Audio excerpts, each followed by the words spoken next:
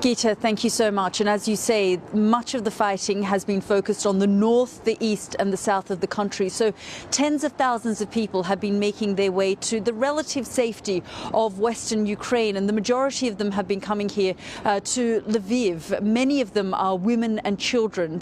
Many of the men have had to stay behind and continue to support the Ukrainian military. Of course, there's martial law here. So men between the ages of 18 and 60 are having to stay and fight alongside the military.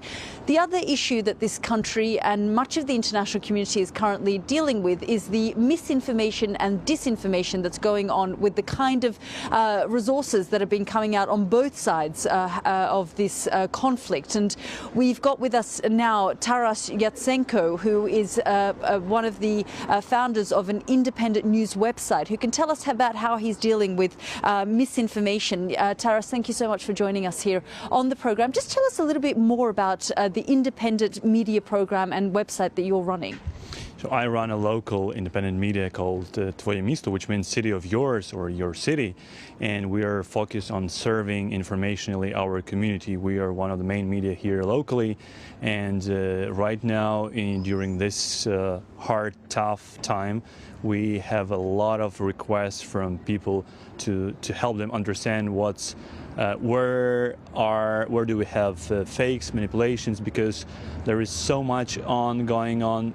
Like we see here, a safe city so far with no bombings as in East Ukraine, but we do see many informational bombings that are happening every day, and we are trying to deal. It's overwhelming, even for our newsroom, but we are trying to serve the people today. So when you say there's a sort of misinformation bombing, just to help us understand the kind of things you're dealing with. So are you looking at fake videos, for example?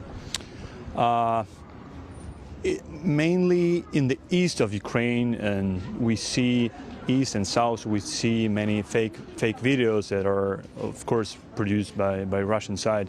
But on the other hand, here in Lviv, we don't see something like that. But we can see different manipulative things that are trying to get our attention away. For example, people have been looking for the last few days for different weird signs on the buildings, on the roads. People do find many of them which were never here before, and different experts say different things. So someone say that this is a special signs for the Russian warriors army, for the Russian aggressors, or some of them say that this is just manipulation that wants to take away our attention because everyone in the city is trying to go and see it. And it's just a small part of what we really have today. And you're not just dealing with information here in Lviv, you're also assisting in trying to get right information to people in Kyiv as well. Yes, we just launched the day before yesterday.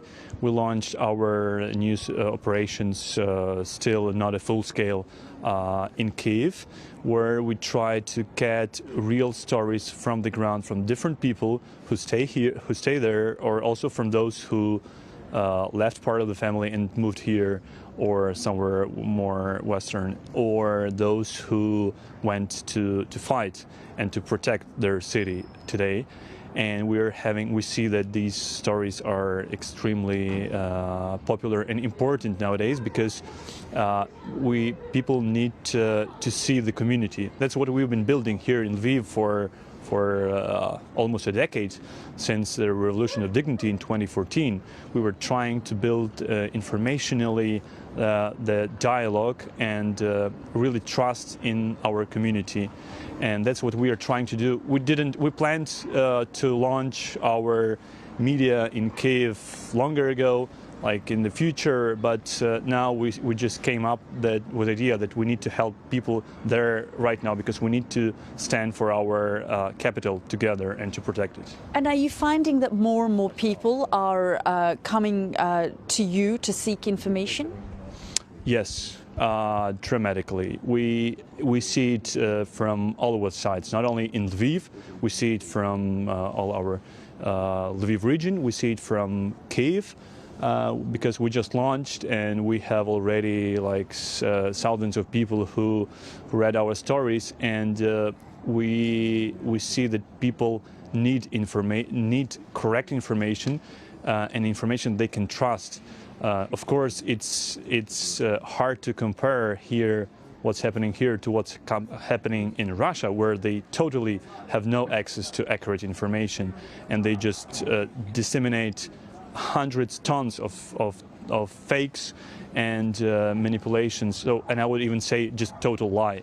And we have lots of evidences, but here we don't have that much of that. But people are just overwhelmed with what's happening and also stressed. Okay, Taras Yatsenko, thank you very much for joining us here on the program. So as you can see, so many people trying to get access to information where they can.